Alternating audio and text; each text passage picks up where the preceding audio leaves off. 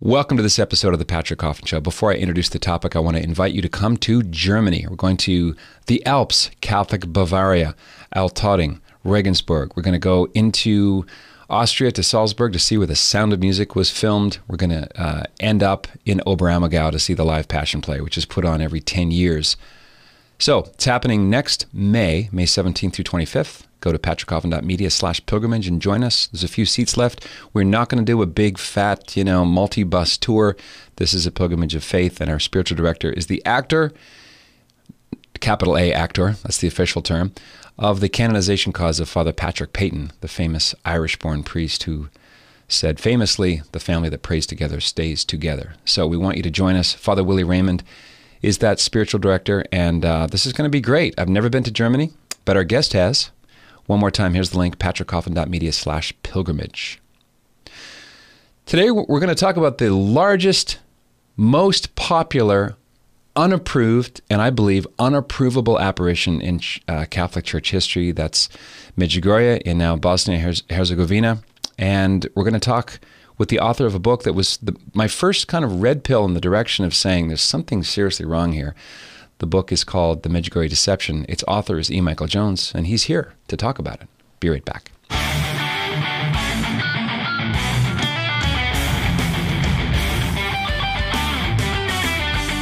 Yes, indeed. Back to the Patrick Coffin Show is Dr. E. Michael Jones, the editor and founder of Culture Wars magazine, culturewars.com. He's also the author of Slaughter of Cities and Monsters from the Id and the Jewish Revolutionary Spirit and Libido Dominandi, in a book where I first encountered his writing, Degenerate Moderns. Mike, welcome back. Thank you, Patrick. Now, your book covers not just June 1981, when these 6 teenagers, including the young Yakov Kola, who was 10 years old at the time, but you go back to World War II and the Surmancy massacre and the historic tension between the local OFM Franciscans and the local bishop all the way up to the Holy See, and that era would have been Paul VI. Tell us about how you first heard the word Medjugorje and what piqued your interest from the beginning. Well, I had started Fidelity magazine in 1981 and got the reputation of being serious about being Catholic.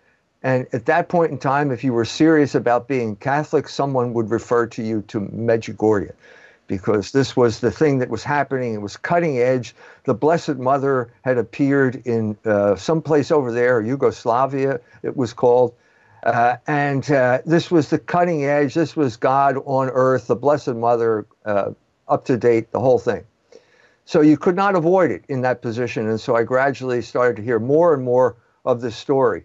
Now, 1 year after I started the magazine, I went to Fatima.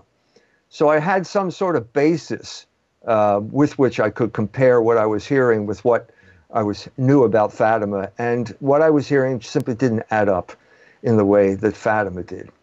So in '84, I was in Rome, and there meet Mark Miravalli, who was a student at the Angelicum at that point. And Mark said to me, "Would you like to go to Medjugorje? I'm going in a week or so." And I said, "No, thanks." He went, and he became one of the biggest disciples of this movement. But I stayed behind, and I became more and more skeptical. The more I heard, the more skeptical I became. I could not get a straight story from anyone about what was going on. So I ended up going in May of 1988 for the first time on my own. I figured I had to do something. I had to be able to get to the bottom. And the first thing I did when I got there is I went to see the Bishop of Mostar, who was the bishop of that diocese. Mostar is the biggest town near Medjugorje. It's in the beautiful Neretva River Valley. It's one of the prettiest rivers I've ever seen in my life. The water is turquoise. And Mostar means old bridge in Serbo-Croatian. And there's an old bridge there, one single arch old bridge, which I saw for the first time when I went there. When I got in to see the bishop. That was Pavel Zanic? Pavel Zanic, right. He was at the end of that. Before I walked in, you look across the Neretva Valley, and there's a mountain on the other side. And in stones, in Serbo-Croatian, there's a message saying, "Tito, we love you." This is 1988. This is 8 years after Tito died. So he's still a presence there. He was the man that was holding this whole Yugoslavian thing together with his personality. He was gone, and you could feel the kind of ferment that was going on in this place as a result of that. So I met with the bishop, and in a sense, I mean, he spoke French. My French is not that good, but his assistant spoke German. So between French and German, we had a long interview in which I had to basically revise my categories. I had to. Bosnia is like Chinatown. If you saw that movie, you know. Yeah, forget it, Jake. It's Chinatown. Jake, this is Chinatown. The normal rules don't apply here. And I came with this idea that there's liberals fighting conservatives in the Catholic Church from my years outside of Notre Dame. And you go there, and that's not the story here. That is not the story. It is a very kind of idiosyncratic story about Islam sweeping through the Balkans, and how the Franciscans reacted to Islam, and how the bishop reacted to Islam. And suddenly there's a battle between the bishop and these Franciscans. That I never heard about this. I didn't know what was going on. So I'm trying to get oriented here. And then he starts telling me his story about how everyone had a sense of expectation at this moment. 1981 is 1 year after Tito died. To the north, you had Solidarity, which was basically on its way to overthrowing communism in Poland. You had the same sense for folks who are under 30. Those of us remember Solidarność, the red banners. This is the labor movement, kind of an anti-communist effort in Poland, right? In the John Paul II Gdansk era. Right. Okay. And there was certainly a Catholic element, and even a Marian element to that, because you saw these workers at the Gdansk shipyard going to confession in the open air and praying the rosary. Yep. So here we have the sense that the Blessed Mother is going to triumph over communism. That's the message of Fatima. Right. That's true. I believe that. Mm-hmm. And here it looks as if it's happening. This is exciting, except it's not true. I mean, so I talked to the bishop. The bishop has had the same initial kind of excitement that I just expressed. And then he interviews the seers. And what you get is basically the seers getting involved in one contradiction, one lie after another. Mike, if we can, so finally the bishop. I just want to press pause a little bit and let people know that Bishop Pavel Janic was very Marian. He led many pilgrimages to Fatima and to Lourdes. And he was initially, I mean, what bishop wouldn't be honored to have the Mother of God appear in his diocese? So his initial reaction was cautious optimism or openness. Right. And I'm saying the initial reaction disappeared as soon as he started talking to the seers. Now, we have to remember here, not many people speak Serbo-Croatian. Mm-hmm. It's like a secret language that these people share. And this is in many ways why the local bishop is the authority in this matter, because he can speak to these people in their language, speak to them directly. This was also unique in this situation because almost immediately from the beginning of the so-called apparitions, the Franciscans stepped in as a barrier and a filter that basically would screen out all of the absurdities that were coming out of the mouths of the children. Mm-hmm. Okay, I mention a lot of these things in the book. Yeah. Yakov saying that if the bloody handkerchief, if the bloody handkerchief had fallen into the stream, it would be the end of the world, or stuff like this, crazy stuff. The Vitska bloody handkerchief, which ends up being appearing in her diaries, and right. the woman wrapped in black was the Blessed Virgin Mary, and luckily the taxi driver didn't do that because it would have been the end of the world. Just beyond absurd. Yes. And so the bishop could get at these people firsthand, and he starts to find out that there are contradictions, and suddenly he realizes this can't be true. And at that point, their attitude toward the bishop changes, and he becomes the enemy. And at this point, they start floating all sorts of slanders against the local bishop, and also against his successor. As soon as I posted the Medjugorje book again, all of the slanders came out. He's a homosexual. He's a communist. He's this, he's that. All of this filth comes out about these people who are simply being courageous in doing their job. So what happened here at this point is that a Frenchman by the name of Louis Bélanger, a French-Canadian, he comes out with a book in collaboration with a Franciscan priest from Medjugorje by the name of Ivo Sivrich. Yep. And what they do is basically produce the transcript of the interviews that were taken during the first few days after the initial apparitions. These were conducted by Tomislav Vlasic and Jozo Zovko. And we're going to get to those two in a moment, too.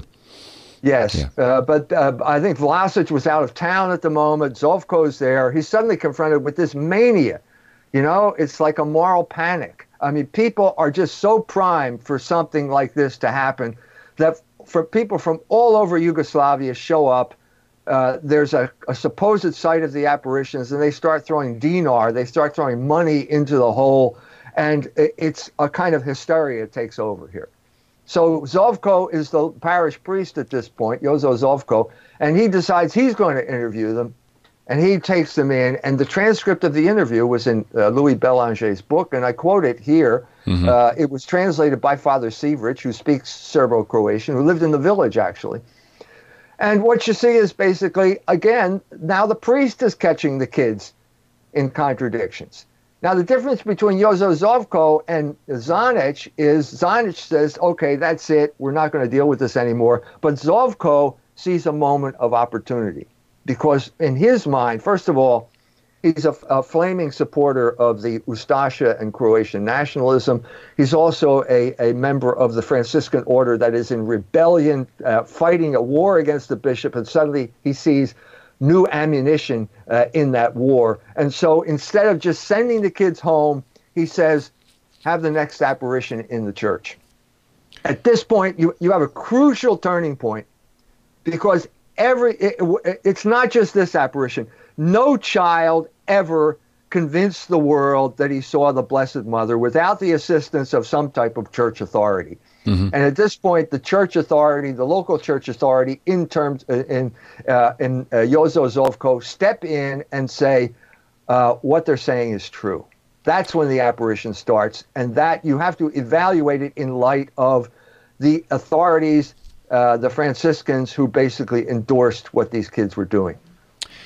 So Father Zovko saw the opportunity to domesticate and control this hysteria, the alleged apparitions, by getting his arms around even the location of where they would take place. I mean, I don't remember Juan Diego or St. Bernadette Subaru or the kids at Fatima ordering the Blessed Mother around as to where she's going to appear, but it seems like that they're the tiller and the Blessed Mother is the ship.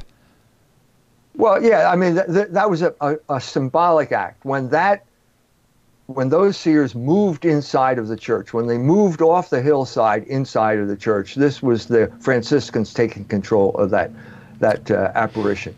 At that point, the Blessed Mother was basically a hostage of the seers, and she would appear wherever they were. So we have another unique aspect of this. The Blessed Mother appears at Fatima. It's called Our Lady of Fatima because that's the only place she appeared. But now the Blessed Mother is following the seers around all over the world, appearing on trains, checking out if it's daylight savings time or not, appearing basically on the demand of the seers. Did you make the documentary Visions on Demand during that 88 trip, or was that later? No. No, that was 96, 97, Oh, I see. 98. Okay. That also was 10 years later. And can people get that at culturewars.com? That's at the culturewars.com website. Okay. You can Also, watch it there. Everything that we're talking about today, dear listener, is available. I'm going to send the link to patrickhoffman.media, including the Father Ivo Sivrich book, co-written by Louis Bélanger, and Donald Foley's book I want to mention, Medjugorje Revisited, which also has the transcripts of the interviews. It's just so many directions to go in. At that point, when they're inside, that's when Louis Bélanger and his cameraman capture something really interesting, which to me is a deal breaker altogether.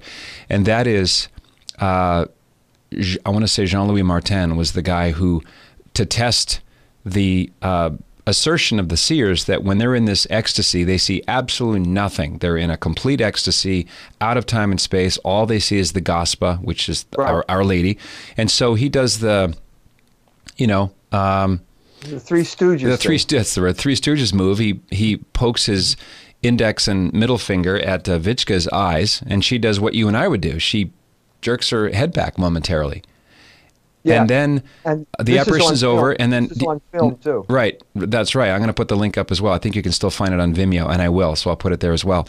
Now, the priest who brings them back up, I believe Louis told me himself, is then Father Ivo Ivitzko Vega, who has also been laicized. Suspended.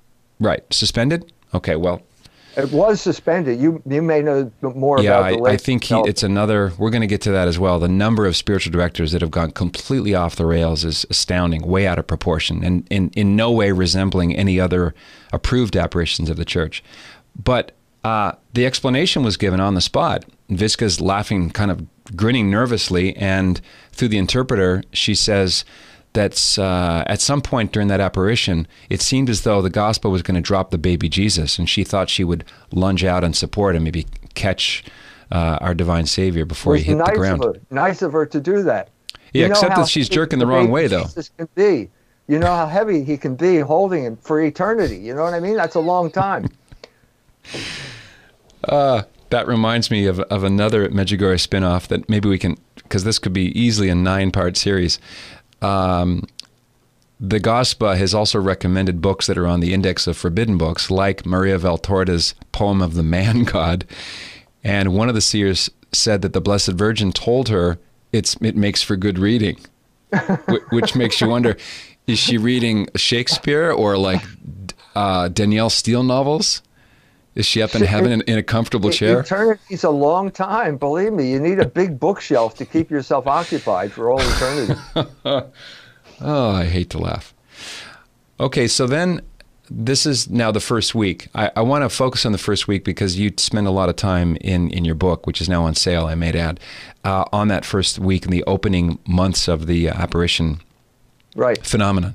Because now, as then in a certain way, the Catholic Church has traditionally given authority to approve or to condemn an apparition claim to the local ordinary, which makes sense. It's the principle of subsidiarity. The person is presumed to know the most, speaks that language, and so on. Both bishops, Pavel Janic and his successor, who's even more anti-Medjugorje, Radko Peric, have been ignored and derided and shamed and slandered. And now, under Pope Francis, Archbishop Heinrich Hoser, a retired archbishop from Poland, was deputized to be a kind of visitator for the sake of pastoral care of pilgrims. I can't quite grasp, Mike, maybe you can help me. Why does the church focus so much on spending time with the pilgrims when the Blessed Virgin Mary, in the church's own official documents, has never appeared once there? It's it's a forked tongue message. You're right. It's a subterfuge. It's a subterfuge that is being used to get around the fact that the local bishops, both of them, have condemned it. Now, how are we going to be? And when you think of the bigger picture here, of course, from the beginning, this apparition has been an attack on the authority of the church, because the authority of the church is embodied in those two men, in those two bishops. So it's been an attack on that from the beginning. What you saw in the intermediary period, most of which was the papacy of John Paul II, was kind of silence, a kind of silence by absence of comment. Mm-hmm. Now, when I was with Bishop Zanic, he told me that he had just spoken to Cardinal Ratzinger. He had just gotten back from Rome. He had just spoken to Cardinal Ratzinger. Mm-hmm. And I said, well, what did Ratzinger say? And he said, he agreed with me. Okay? And Ratzinger told me the same thing. I met him in Philadelphia years later, and I said, what's your opinion? And he said, I share the opinion of the local bishop. At that time, it was still Pavel Zanic. Okay, and then Zanic told me that, and then I met with Pope John Paul II. And I told him what the story was. And then I said, well, what did Pope John Paul II say? And Zonich said, he said nothing. This is the difference between the Pope and Ratzinger at this point. Now, it requires some interpretation, and the interpretation that I'm putting on it, that I put on in this book, is that Pope John Paul II was heavily involved in the anti-communist crusade at this point. He was in a bind because he wanted to promote any type of Marian piety that would be perceived of as anti-communist, but at the same time, he did not want to overturn the authority of the local bishop, which he would have to do if he were to approve it. So what he did was say nothing, and the silence became deafening over this period of time. When I was also about a week after I had spoken to Bishop Zonich in Mostar, I flew to Rome, and there I met with Frank Shakespeare, who was then ambassador to Rome. Under Reagan. Sorry, ambassador to the Vatican, United States ambassador to the Vatican. And I said, Frank, is the United States government promoting Medjugorje? He says, well, I can't say anything about that. But, and then he says, this is the type of thing that we would support. So with that in mind, I came back and I wrote to the CIA. And I said, please send me your dossier on Medjugorje, Freedom of Information Act. And after that, a while later, I get a 20-page document, 19 3/4 of which has been blacked out, and a bill for $150. So I want to go on record right now as saying I stiffed the CIA for $150. Okay, I did not pay that bill. I wrote them a nasty letter. So what you're seeing here is basically layer upon layer piling up here to propelling this into ever greater audiences. And one of the most significant layers was the anti-communist crusade.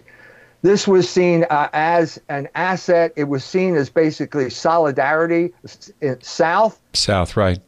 Solidarity South, in other words, Yugoslavia, the same type of thing. Marian devotion being used as your friend Patrick Peyton would have seen it as part of the anti-communist crusade. That's what that Rosary Crusade was, and this was the final culmination of that Marian devotion as part of the anti-communist crusade. Did John Paul II stay silent as a way of trying to balance the two commitments that he would have had to have as the Vicar of Christ? On the one hand, uphold the authority of the local bishop, but also let as many horses out of the barn as possible to create a kind of a sequel to what happened in Poland. And maybe it'll catch fire, and maybe, just maybe, it's actually all true. Because John Paul II went to Sarajevo. He also went to an approved shrine not 20 minutes from Medjugorje. Krosno. What is it? Krosno. Krosno, okay. Yeah. No public statement for or against Medjugorje, because if you just do a Google search, John Paul II, Medjugorje, there's all kinds of claims that he said it was the spiritual nerve center of the world, that if I wasn't Pope, I could easily go there. Pope, I'd be there today. Yeah. I've heard that over and over. The nuncio, I wrote to the nuncio in the United States, and he said the Pope made no such claim. No such claim.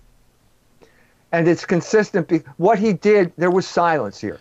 There was silence. He did go to Hrozno, which is an approved apparition. Now, this is a conspicuous gesture because Medjugorje, as you said, is only a few kilometers away from this place. Yeah. And it's obviously much bigger. Nobody knows about Hrozno, but they did go, they knew about Medjugorje, and he ignored Medjugorje. Okay? That's a gesture that speaks volumes.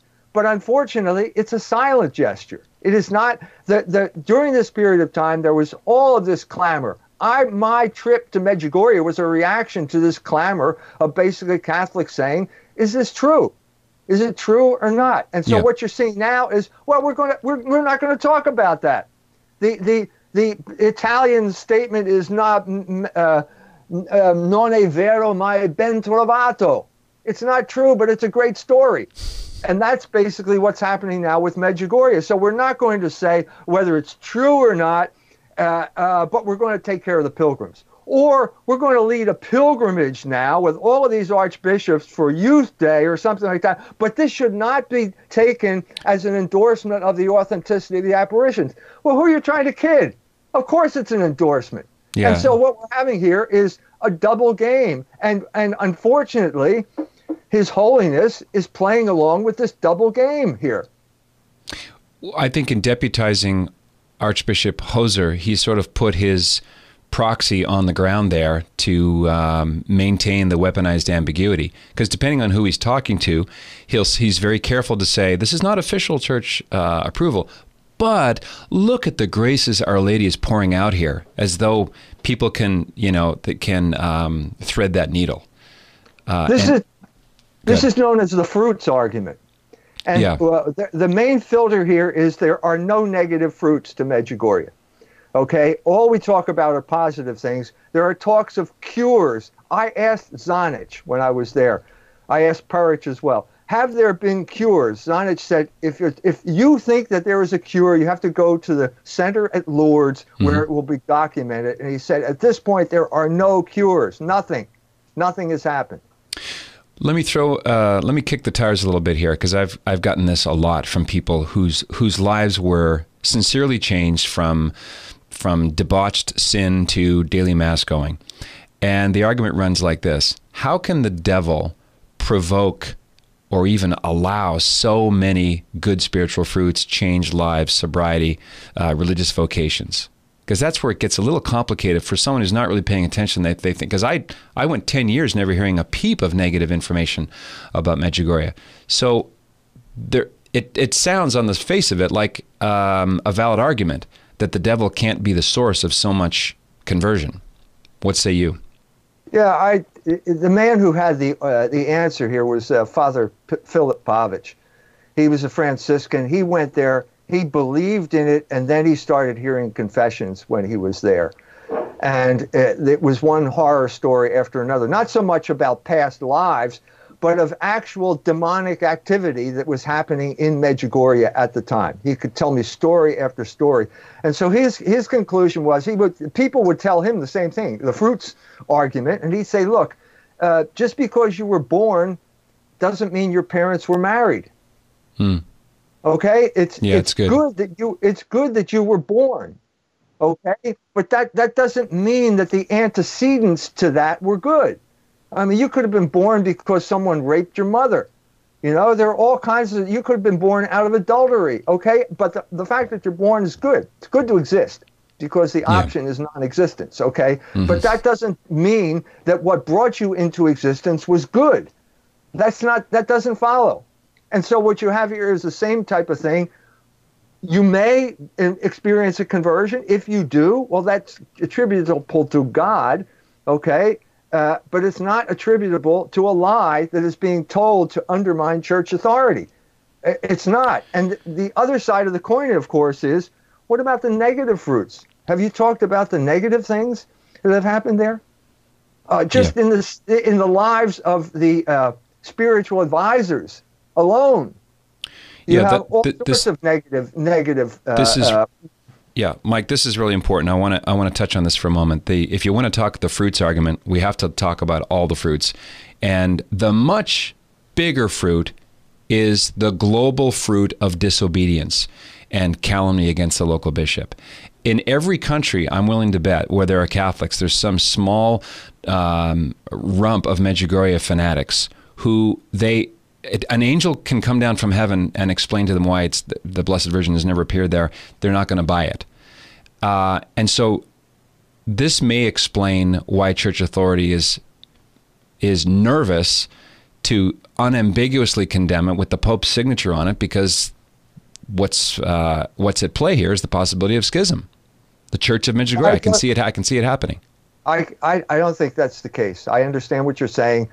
I think that I said this when Pope Benedict resigned. I said the measure of corruption in the church can be taken from what happens to Medjugorje, because Medjugorje is a center of money laundering, it's a center of sex trafficking, and it's also a center of demonic activity. And those people, the people who are profiting from this do not want any type of investigation. They want nothing to happen, because if nothing happens, they can go on making money hand over fist. And they can use that money to corrupt people in Rome, whose responsibility is to back up the local bishop, but who will be more interested because of sin in taking money and indulging their passions than they are in the truth. That's the story. One thing I'd just like to get this straight as well. What I said about Pavic and the demonic activity, this is not an exaggeration. This is not metaphorical. I'm talking about something real here. So when the book came out, I got a call from a Unitarian from Boston who said, he went to Medjugorje because these pious Italian ladies took him there, and he said, I had an experience there, and no one's been able to explain the experience to me. So he said, I was in the bed and breakfast, I'm in my room, the door of the room is open, and then up a naked woman walks into the room. Okay, she's got her head down, he can't see her face. She walks across the room, and then she walks through the wall. And he says to me, what do you think that was? And I said, well, it probably wasn't the Blessed Mother, because generally she wears clothes when she appears. Okay? And then I said, have you ever heard of angels? And the Unitarian had also heard of angels. Okay? So I said, there are good angels and there are bad angels. And bad angels can appear in forms that will try to lead you into sin. And I said, what you probably saw was a bad angel. And I said, this is because Medjugorje is infested with evil spirits. I mentioned the testimony of Philip Pavic. And then years later, this is corroborated by the fact that Tomislav Vlasic, the other priest, we haven't talked about him, the other priest who was there at the beginning, has not only been suspended, that happened years ago, but he's been defrocked. Yeah, very soon after Benedict was elected, he moved on Vlasic for sins against the Sixth Commandment, and the key point here, trafficking in spirits. That's exactly what I was going to bring up. So this is more corroboration that Medjugorje is infested with demons, infested with evil spirits, and they are smarter than you are. They are smarter than you are. And someone who had experience with these type of mystical phenomena was St. John of the Cross, and he said, the devil rejoices when people seek private revelations, because they know how gullible human beings are, and they know that they can confect all sorts of illusions that will drag you into more and more serious sin. I want to ask two things here, Mike, on this, the demonic side. And you take pains in the book to distinguish a ghost from a demon. A ghost is a kind of a mental image in the mind of the seer about someone who's deceased, who maybe has issues and is trying to get our attention. Maybe they're in purgatory. A demon is an ontologically separate entity. It's a fallen angel, as you say. There seems to be two currents here. One current is from the past, and that is the echo, if you will, of the massacre that occurred on the other side of the hill. Am I pronouncing it correctly? Sirmansi? Sirmansi. Yeah. That was a terrible, my gosh, just something out of a horror movie no one would believe, except that it happened. So there's that event that happened that may or may not have had some kind of causal tie-in at play with a lot of the kind of occultish things that happen there. But then you have the other current, and that is all the dislocations from the Second Vatican Council, the Church's new relationship to the world, the Church's new relationship to Catholics. You've got the failed sexual revolution and all its kind of turbulent wake and screwed up lives, and people are suddenly more hungry now for something tangible, something that'll make them go, ooh and ah. Medjugorje is like in the perfect storm of the past and the present. Does that make sense? Yeah. We're talking about two very different things, though. Right. One of the things that causes a ghost to appear is a guilty conscience. Macbeth is the classic example of this. Macbeth sees Banquo's ghost. No one else can see it because no one else bears his guilt. And so that's why I began the book with the chapter on the ghosts of Shermanshi, which is basically the guilt that this village incurred because of its participation in that slaughter of Serbs on the other side of the mountain. This is a limestone plateau, and the water trickles through limestone and creates caves, and they're called yama in Serbo-Croatian. And basically, they lined these people up on the edge, and they shot them, and they fell into the cave, into the pit, and that's where they died. I'm saying that this played a role in the village. The village needed some type of redemption from the guilt of its past. And what better type of redemption than to have the Blessed Mother appear on your soil? And she's asserting that you're okay. You're okay. Now, the same psychological dynamic would apply to people like me, baby boomers, who the baby boomers were taking part and got dislocated by the sexual revolution. So I'm flying back I'm going from Dubrovnik to Rome, and I got one lady on one side, one lady on the other, and they're both telling me about the sexual sins of their youth and how Medjugorje made them feel better about those sexual sins because they weren't getting this type of reassurance from the church. Everything after the Second Vatican Council seemed to be in flux. There's this disorientation that shifted into the church. You could see it in people like Dennis Nolan, a big Medjugorje promoter who went to Notre Dame and had his faith destroyed because the professors were preaching heresy. And he didn't know what to do. And he thought, you can't depend on reason. I'm going straight to the top. The Blessed Mother is talking to me. For Dennis, it was the charismatic movement. And that was the Holy Spirit speaking directly to him, and then suddenly the Blessed Mother picks up when the charismatic movement starts to go down. Suddenly Medjugorje starts coming up, and it was obviously it was related to the charismatic movement as well. So I'm saying you have the psychological dynamic in both instances, both for the villagers and their guilt about World War II, and also with a church that had been disrupted by the sexual revolution. So the people that I know who are very wedded to Medjugorje, who've been there like 8-10 times, tend to be wounded middle-aged people who suddenly glommed onto something that felt real, unlike the boring old, tabernacle and stuff that's going on at the parish. It's like a new reason to live. And they're totally impervious to logic. It doesn't matter to them that the local bishop has given the thumbs down. It's not of interest to them because Medjugorje represents the victory of emotional subjectivism over the objective teaching of the church. And that to me is why it's a deal breaker. I think you're right. I think that's exactly what's happening. And that's also why you get such a violent reaction when you start trying to be rational. So what you're seeing here is that their ill at ease has basically become fixated as part of a rebellion against the church. And if the church were to say, well, the local bishop of Rome were to say, look, the local bishop said it, it's over, maybe there would be some type of reaction. I think that the danger was more, let's say 20, 30 years ago. I just think it's dying out now. I don't know how many people go there, but I mean, over here, people don't talk about it. Over here in South Bend, Indiana, there used to be a Medjugorje conference at Notre Dame every year that drew thousands of people. Well, that hasn't happened in years. I mean, I think 20 years it hasn't happened. So it's dying out here. But there may still be this residual fear of the pastorally minded clergy who are just playing into the hand of the devil, as far as I can tell. Yeah.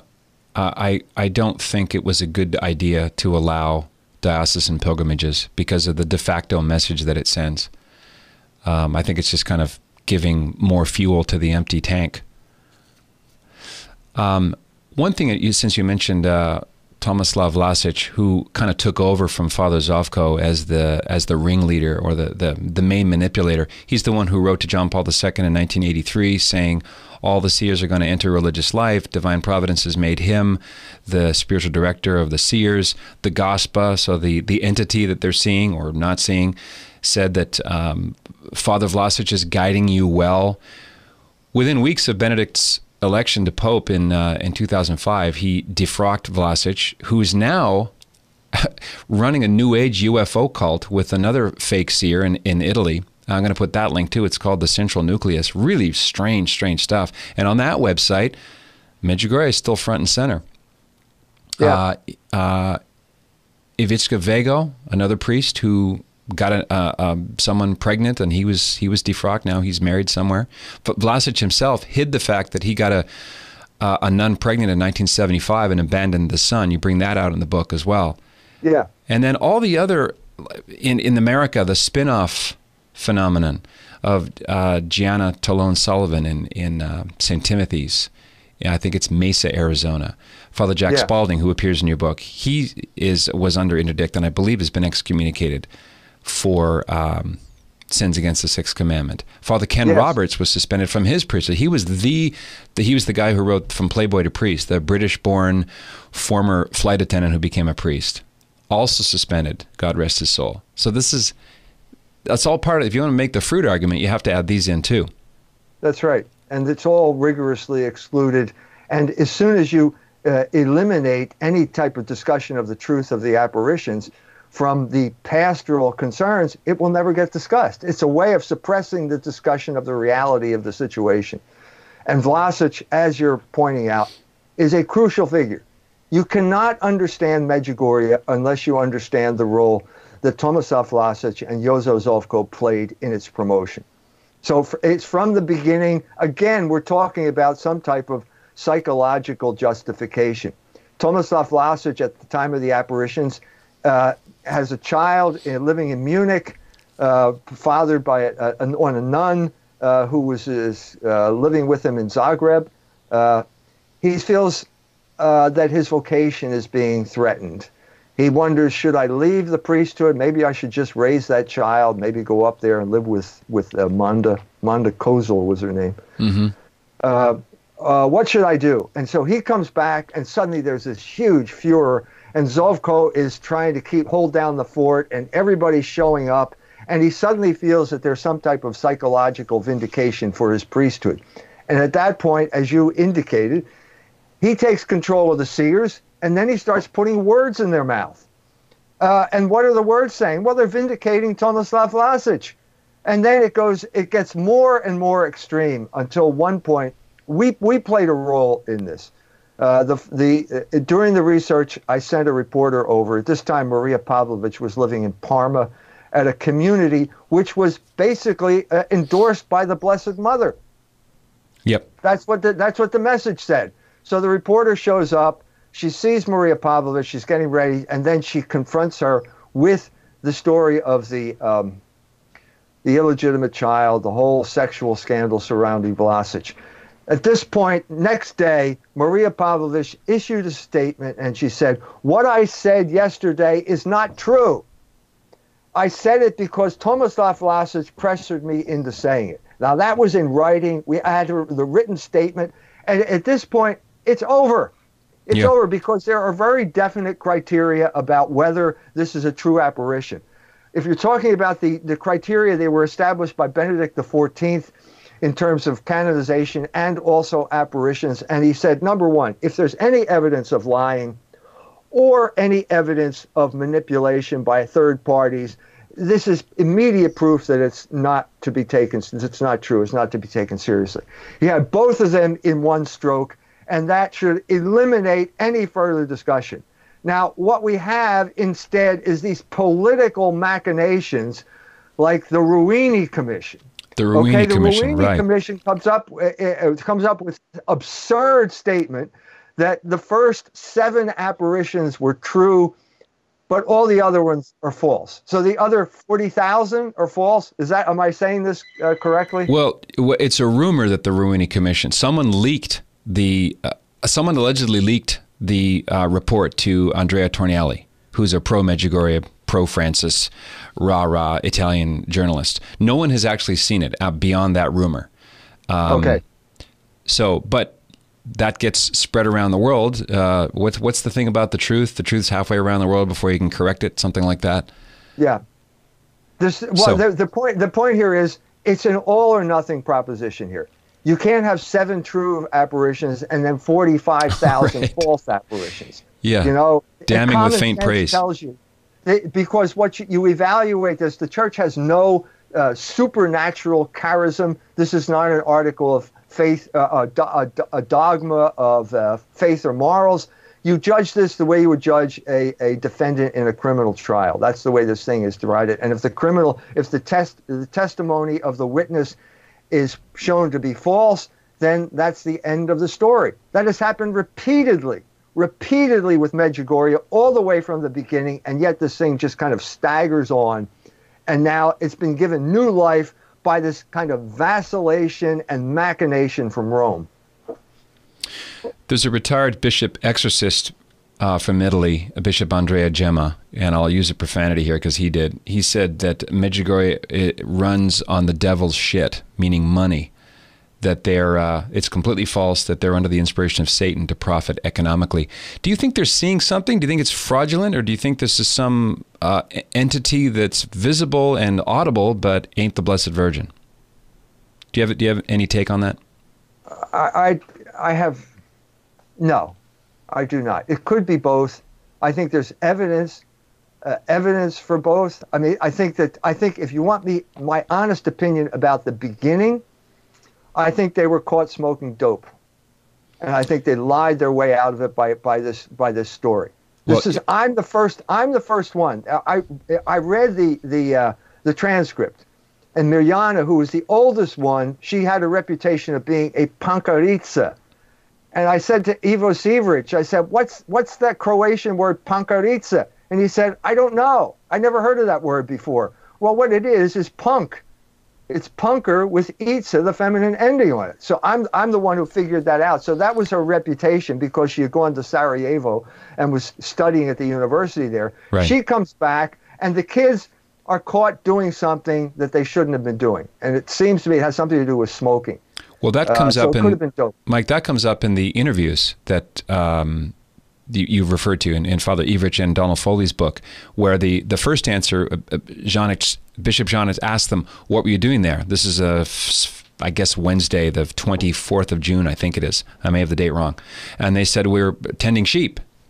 And he said, "I remind you, telling a sin telling a lie is a sin." And then one of them, I think it's Mirjana, spits out, "Well, actually, no, we went smoking." So on the spot, they changed their story, but what they were smoking was not revealed. Yes. So whatever it is, okay.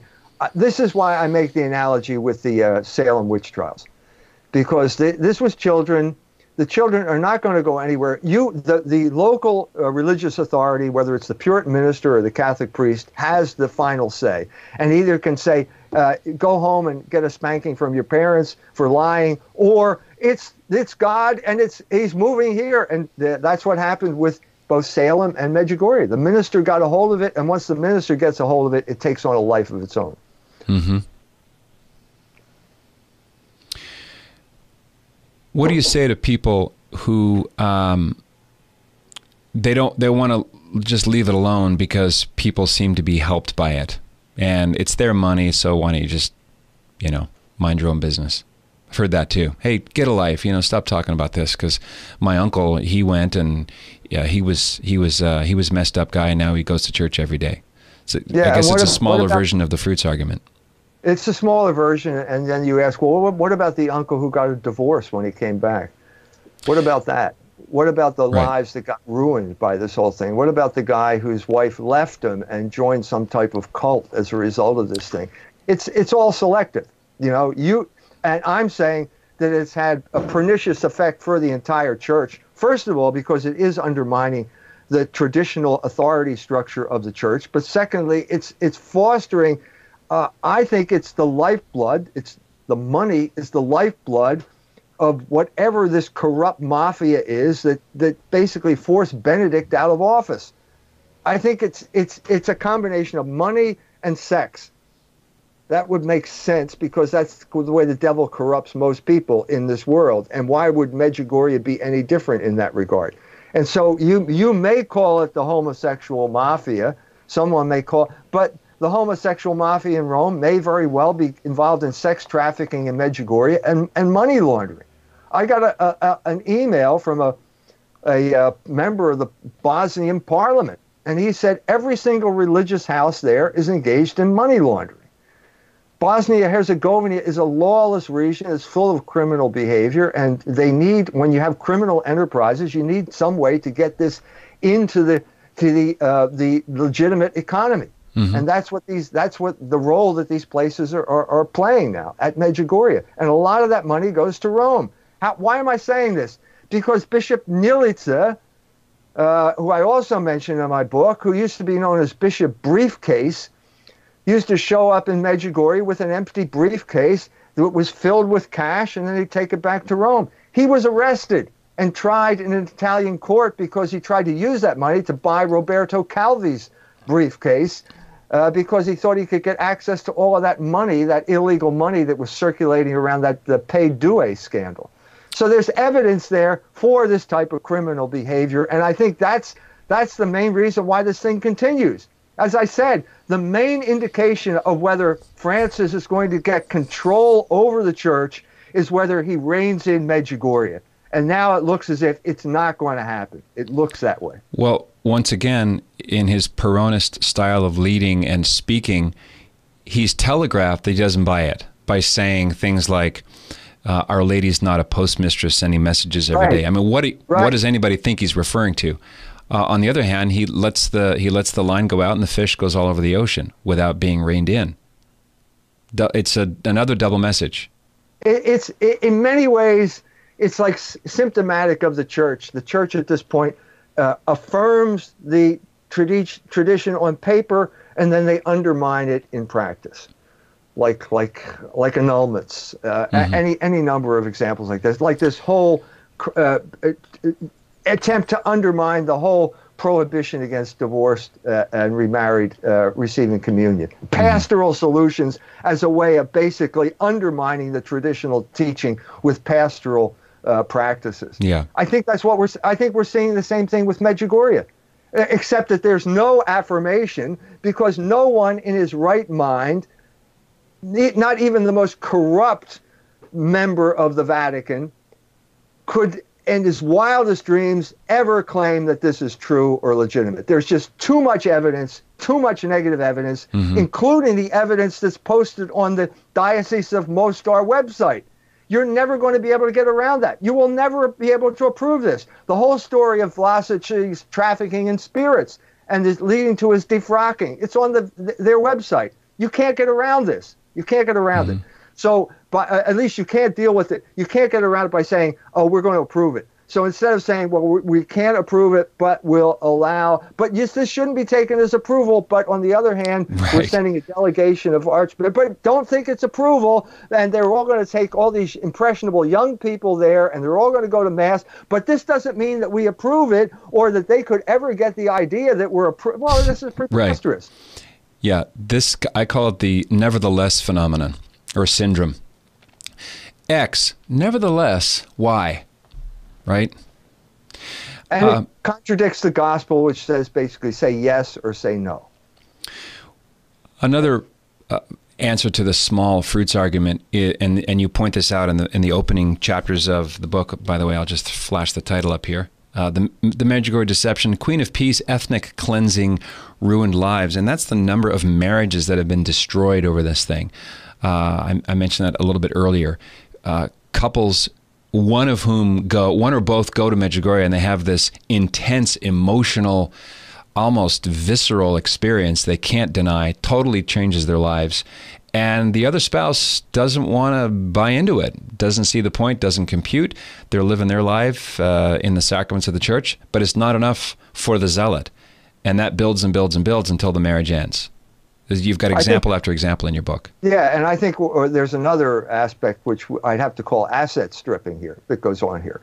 And I've documented this in the book, where they will kind of try and figure out what kind of assets you have. And if you're a wealthy businessman from California, they will come up to you and say, would you like to be in the apparition room when the apparition takes place? And of course, who wouldn't like to be there with the Blessed Mother? And then after the apparition, they will say, well, the Blessed Mother had a message for you. And at this point, you're already set up, and now your heart starts beating a little fast. And it turns out that the message is, you should make a contribution to Medjugorje. And so people get lured into this money trap, this asset stripping, and of course that causes resentment as well. People start to resent the fact that their spouses are now under some type of control of other people, and that they're going to suffer for it financially. Mm-hmm. The apparition room, I think, was used for many years through the 80s and 90s at this Caritas Birmingham, run by a guy who writes under the name, it's a phony name, friend of Medjugorje, Terry Colafrancesco. You mentioned him in the book as well. And, plunk down some dinars and you get to watch, is it Ivanka? Forget which of the seer, perhaps Maria Pavlovich, the one who got married, and she came to Alabama for a medical procedure. Right. I think it was Maria Pavlovich. And that's another... I think that's what it is. And then he mowed the lawn right under the tree where the Blessed Mother was supposed to appear. Right, because it's good. It's like a helicopter. You kind of put the sheets out. You make this big cross so that the helicopter can land right where you want it to land. I'm still stuck on it. Makes for good reading. Spin-offs. You've got Teresa Lopez, the Mother Cabrini fake seer from Denver. You've got Conyers, Georgia. I believe her name is Nancy Fowler. You have Gianna Talone Sullivan, formerly of Arizona, now in Baltimore. And I believe the Holy Love Shrine outside Cleveland, is that also a Medjugorje spinoff? I don't know. You probably know more about later developments than I do. There's a lot of them. Anne, a lay apostle, whose support from Sister Breege McKenna and Father Kevin Scallon disappeared. That's another Medjugorje spinoff. Her real name's Kathleen Ann Clark.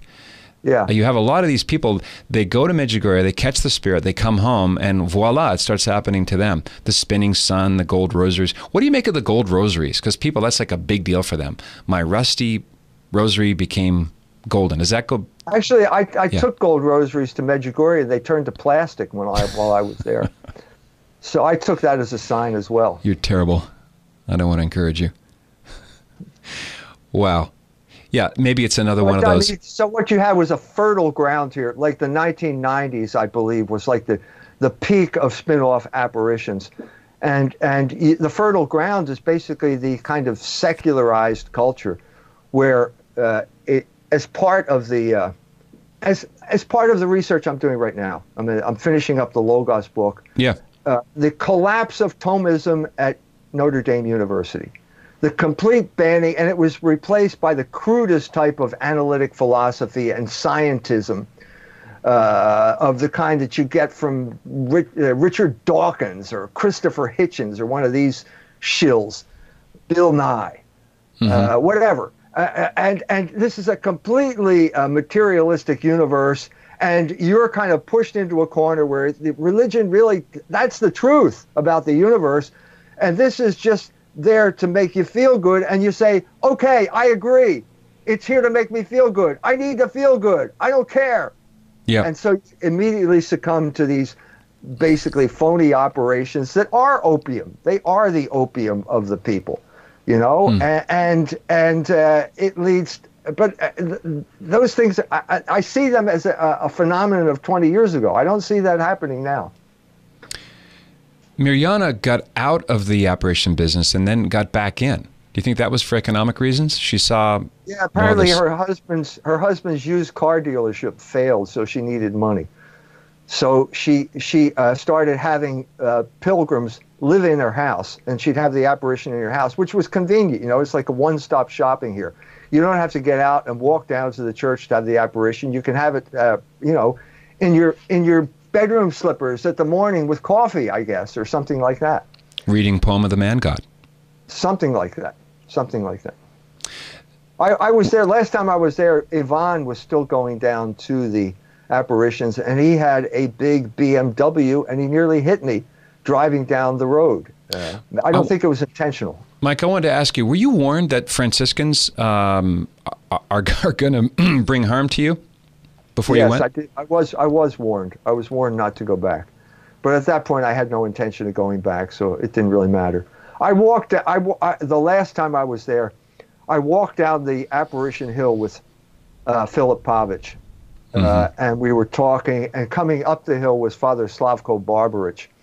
And he knew me because I had interviewed him in '88. So if looks could kill, I would have been dead, okay? Because he looked at me, he looked at Philip Pavic. He had some sense that Pavic was telling me stories that he didn't want told. Yeah. But nothing happened. Nothing happened. Did Father Pavic ever get over his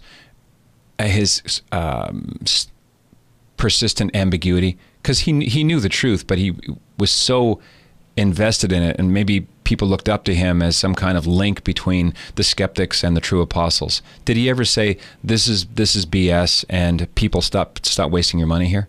Did he get to that point? To me, he was never ambiguous to me in my conversations with me. This was the late '90s. He was never ambiguous. He said it's a hoax, and he was just trying. He realized that it was a hoax long before I arrived to talk to him, but he felt that these pilgrims needed some type of straight spiritual advice in the confessional, so he stayed on. Yeah, I guess maybe ambiguity is the wrong word. Maybe tension. He cares for the people who were naive enough to plunk down thousands of dollars. On the other hand, he didn't want to validate the claims because he knew they were bogus. I don't think he could have done it and stayed in Medjugorje. I think he would have been killed if he had gone out publicly and stayed there. That would have threatened the economy, and so he felt. I don't think he felt he could have done anything publicly.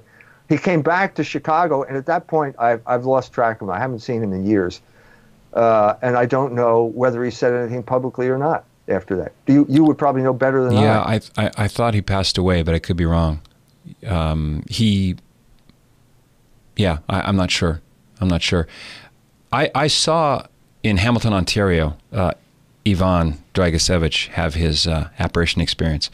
And that was the strangest thing. That was the final nail in my coffin about this. He get down in his coffin. Yeah, that's right. No one's ever mentioned that.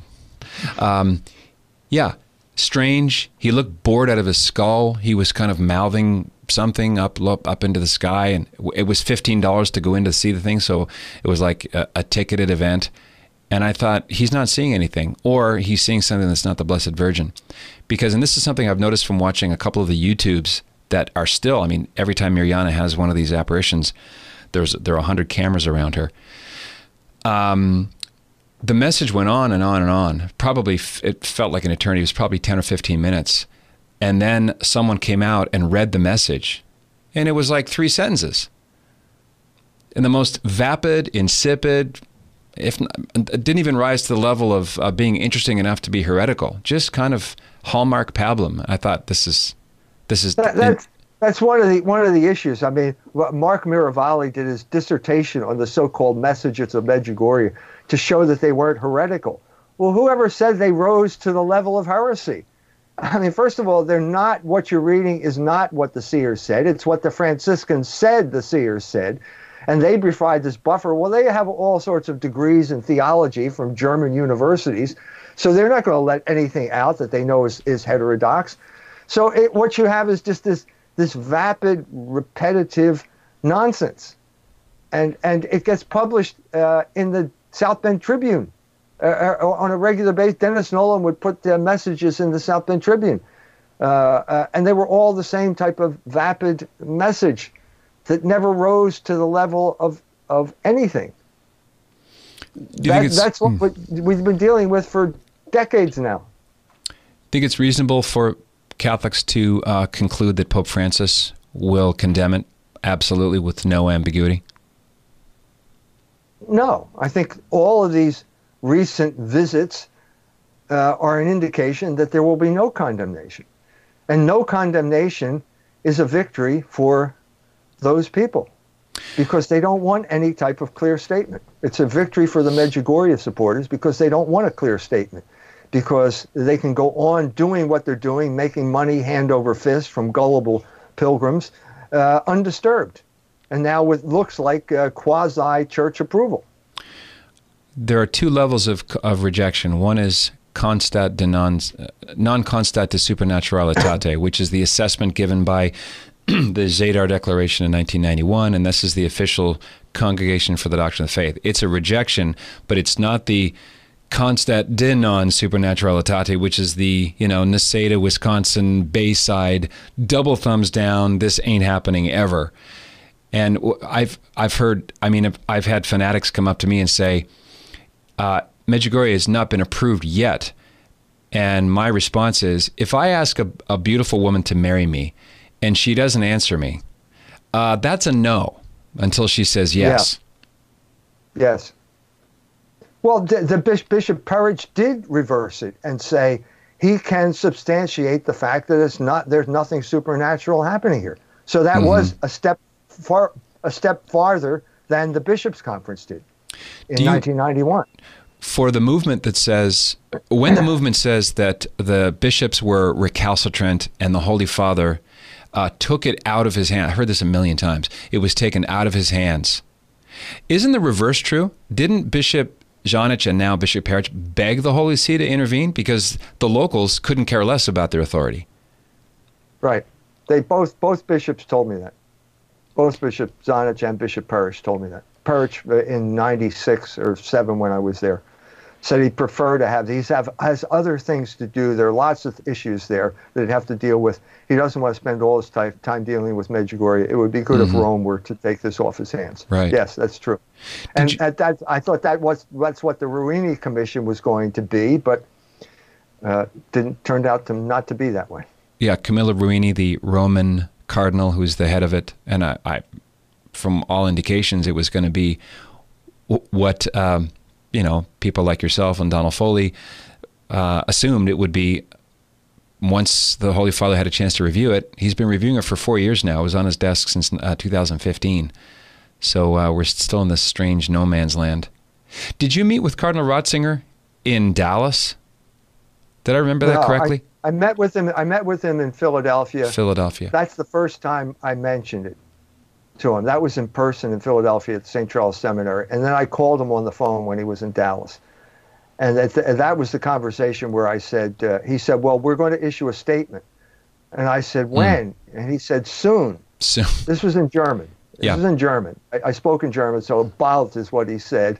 And then I said, well, what does that mean? And he said, soon. That's all he would say. And that was the end of the conversation. Is there some dim analog here between the permission by silence that John Paul II gave to Medjugorje and the permission by silence and maybe even endorsement of Father Marcel Maciel, the disgraced Legionaries founder? Because in both cases, as soon as Benedict became the Pope, Vlasic is defrocked, laicized immediately, and Maciel was taken out. Because Benedict was... I don't think that Ratzinger had the sense of political urgency that John Paul II had. I think John Paul II was willing to tolerate things because he saw some type of political advantage coming from them. The Vatican was the first, Vatican and Germany, I think Vatican before Germany, the first country to recognize Croatia as an independent country was the Vatican, which immediately created a crisis in the relations with the Orthodox. Because they felt that this is Rome again. They're using the United States empire as a way of pursuing their agenda. It had a bad effect on that. It's had a bad effect on the church in general. My hope when Francis became Pope was that he would be able to disconnect the church from the American empire, from neoconservatism. Because this is clearly was the way that Ratzinger was. Time magazine called Ratzinger the first American Pope. I think the relationship between the church and the American empire that was created under John Paul II and Ronald Reagan was bad for the church. It was way too close, and there was lots of collateral damage in the church. And my hope was that Francis would disconnect it, which in some ways he has. But he seems to have this constituency among the sexual left and seems to be pursuing that agenda. I see a lot of similarities between Donald Trump and Pope Francis. I've said the same thing. I've said Francis is the Trump of the left. Because what you see with Trump is a completely irrational policy based on certain constituencies, and I'm going to give these constituencies what they want. So it's Israel, it's the homosexuals, and it's pro-lifers. They all get something from Donald Trump. That's incoherent. And I think you see the same thing now with certain constituencies that we would call the St. Gallen group in places like Germany, who have an agenda and lots of money, and they want to pursue this agenda. And I just see Medjugorje as an example of that, of people that are saying, well, these are good people. Let's not condemn this. These are good people. It's bearing good fruits. Let's just be pastoral. And as soon as you say the word pastoral, you can tolerate any number of abuses. And this is where people have to understand that Peronism is not about liberal versus conservative. Like the Franciscan clashes with the local ordinary had nothing to do with conservatives. It is left and like right. that. It is like that. There is no like coherence here. Like it's a left-right battle. There's no sense of principle here. I think it's basically anti-principle. If there's a principle and the Pope can kind of override it in a pastoral way, like my pastor, Lady writes on, my pastor won't allow me to go to communion. Well, I'm allowing you because I'm the Pope, and complete disregard of principle because of being pastoral. If you compare Fatima or Lourdes or any of the approved apparitions, they're pithy. They're like lightning in a bottle. They're accompanied by something unusual and undeniable, whether it's the miracle of the sun or, the thing, all the prophecies of Fatima have come true in vivid, unique ways. With Medjugorje, it's I'm tempted to say it's anti-logos. It's complicated. There's secrets. It's all apocalyptic. It's all over the map. You can't get your arm around it. It's like, to summarize Fatima or Lourdes is one thing. You can do it in a couple of sentences. But Medjugorje is this endless, like trying to pin Jello to the wall. Anti-logos. Right. Does that make sense? That is why I felt so much frustration at the beginning, because I could go to the Fatima message. You can see it in Portuguese. You can read Portuguese. You see there are 3 dots there where they omitted a certain part of it. And you can read it, and this is it. And then you try, well, what's the equivalent to Medjugorje? And you're flooded with propaganda and pictures and the same stories going round and round and round with any type of foundation, without any type of foundation. Like, if I were Pope, I'd be in Medjugorje now. All this type of stuff. And at that point, the frustration level led me to conclude I have to do something, and looking into it, I have to conclude that it's false. And I have good authorities on my side in saying that. I want to maybe close with going back to the beginning. And I watched with interest the Visions on Demand, because it paralleled what I saw in a CBC documentary. The Canadian Broadcasting Corporation, no friend of the Catholic Church, they sent a reporter there in I think the late 80s. And you can just see the contempt the Franciscans had toward the local bishop, Bishop Jonich. And I think it was Adrian Clarkson, the CBC reporter, said, well, he's the bishop. And, it's a forgettable name, starts with S, Svet something. Anyway, doesn't matter. He's kind of rolling his eyes and kind of contemptuously referring to the bishop. But you sat down with Father Zovko, who conducted a series of interviews that are on tape. You mentioned the transcripts. You asked him about Marian Pehar, and you asked him whether he was charismatic. And body language is not infallible, but obviously he was not telling you the truth. Yeah. Yeah. You remember that conversation? I do remember it vaguely. It was in Shiroki Brieg. I remember going there. You know what I remember more than the talk with Zovko? All of the pictures of the Ustasha soldiers that were on the wall. Now, for folks, what's the compressed version? What's the Ustasha, Croatian nationalist? It was basically when the German Third Reich armies invaded Croatia. There was a local Croatian movement called the Ustasha that supported the Nazis and engaged in attacks on the Serbian population. Now, this has all been manipulated by people like Avro Manhattan, who wrote a story about it, a kind of pro-Tito story after the war that was used. This information was manipulated and used to attack Cardinal Stepinac, who I think was a saintly man who does deserve to be canonized. Mm-hmm. But there was something there, and that's the Ustasha. And these people, Zovko, deliberately tried to provoke a reaction by putting the gerb, which is the red and white checkerboard symbol of Croatian nationalism, up on the altar. He had no business doing that. Okay, he deliberately tried to provoke some type of persecution so that he could become a martyr, and the bitter fruit of all this was the Civil War. The Civil War did break out, and it was funded by money from Medjugorje. The Croatians were buying weapons with money from Medjugorje. The Croatian Franciscans, the rebellious Franciscans, had created a bank in Mostar that was funding this kind of stuff. Yeah, another disanalogy with Fatima. The gospel is called the Queen of Peace. She arrives just before Yugoslavia is, tears itself apart. Well, they used to say one of the signs of the authenticity of the messages is that ethnic groups are living in peace in Yugoslavia. Well, how long did that last? Didn't last very long. Have you heard stories of bombers dropping bombs in Medjugorje and them magically not going off? I've heard that a lot too. Yeah, I was in Mostar right after the war. Mostar really looked bad. Medjugorje hadn't been touched at all. Mostar had been, the bridge wasn't there. That is the symbol of the bridge was in the Neretva River, and I walked over there and had pictures of me taken on them. And they may be in the Visions on Demand for that. But anyway, the Croats had an alliance with the Muslims. Suddenly they turned on the Muslims, and they fought a battle right at the Neretva, drove the Muslims across the Neretva into the eastern part of Mostar. So everything along there was just shot up, but nothing in Medjugorje had been touched. So was the Ustasha responsible for the Shermanshi massacre?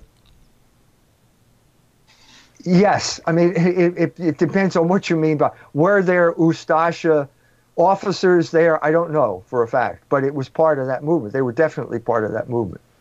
Yes, I did. The bishop, not the bishop, the mayor of Shermanshi contacted me after the book came out originally. And they put it up on their website. They translated it into Serbian, and they put it up on their website. And I had a lot of correspondence with people who were involved in the war, including people who came to my house, refugees from the war in Serbia who had read the book and came and visited with me and told me stories about the American involvement in the war, the attack on Serbia. It was one of the darkest, it's just an awful, awful thing, what happened there. Awful. Totally undeserved. One more reason to put both Clintons behind bars. That was Bill Clinton. Hillary Clinton did Libya. They both deserve to be behind bars, but it's just a shameful period in American history. Well, things carry on today. Hopefully, people will understand why I wanted to have you back on the show, Mike, and that is to encourage people to pay attention to the objective, authoritative teaching of the church and not be swayed by ear-tickling things that make you feel great but have no basis in fact and truth. I look forward to having you back when the Logos book is out. Thank you. Thank you. It's my pleasure. I heard it's going to be just a little thin booklet, right? I can't say at this point. I don't want to make any false promises here. I hear you. Okay, very good. CultureWars.com. By the way, I'm putting all the links to Visions on Demand, to the book we've been discussing, which is The Medjugorje Deception, Queen of Peace, Ethnic Cleansing, Ruined Lives, also Donald Foley and Father Ivo Siverich's book as well. E. Michael Jones, thanks for your work. Thanks for joining me once again. Thank you, Pat. My pleasure. This is the Patrick Coffin Show. Be a saint. What else is there? Hey, this is Patrick Coffin. If you like what you see and hear and you want to see and hear more, consider joining Coffin Nation as a full member. Just click right here and find out more about what that means. Nipsey, my fedora. That's Coffin Nation, the world's largest online community of culture builders. Click right here. See you on the inside.